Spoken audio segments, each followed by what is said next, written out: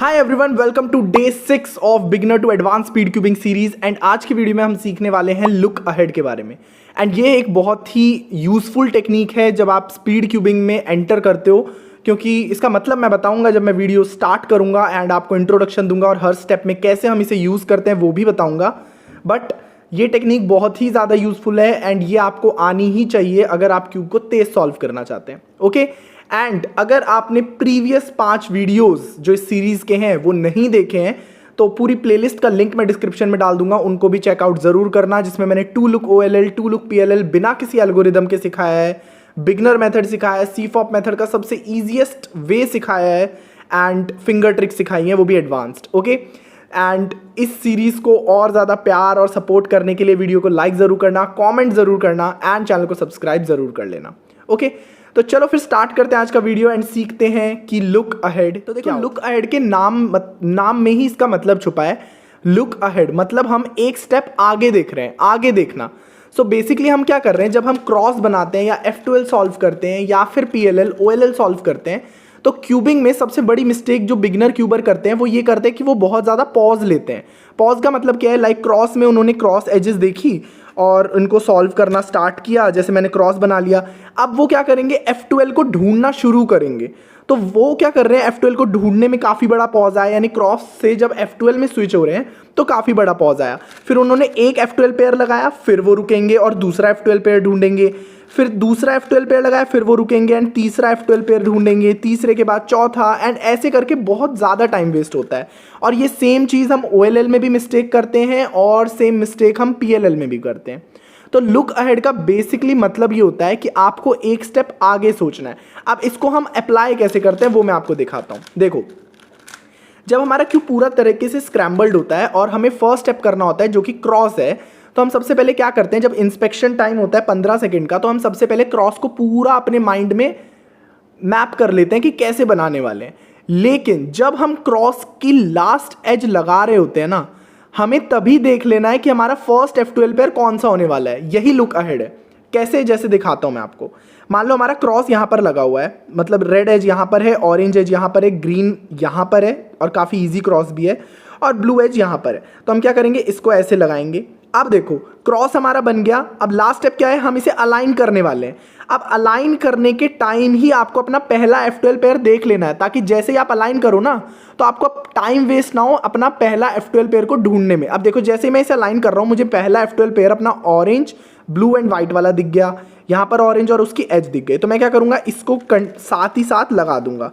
अब जब मैं इसका लास्ट स्टेप कर रहा हूँ, यानी इसको ऐसे लगा रहा हूँ ना, तब मैंने अपना दूसरा F12 पेयर देख लिया जो कि हमारा रेड और ब्लू वाला है, और उसका कॉर्नर पीस यहाँ पर है। तो मैं जैसे इसको लगाऊंगा तो मैं बिल्कुल पॉज नहीं लूंगा अपने सॉल्व में, एंड तुरंत मैं अपने नेक्स्ट F12 पेयर को लगाना स्टार्ट कर दूंगा।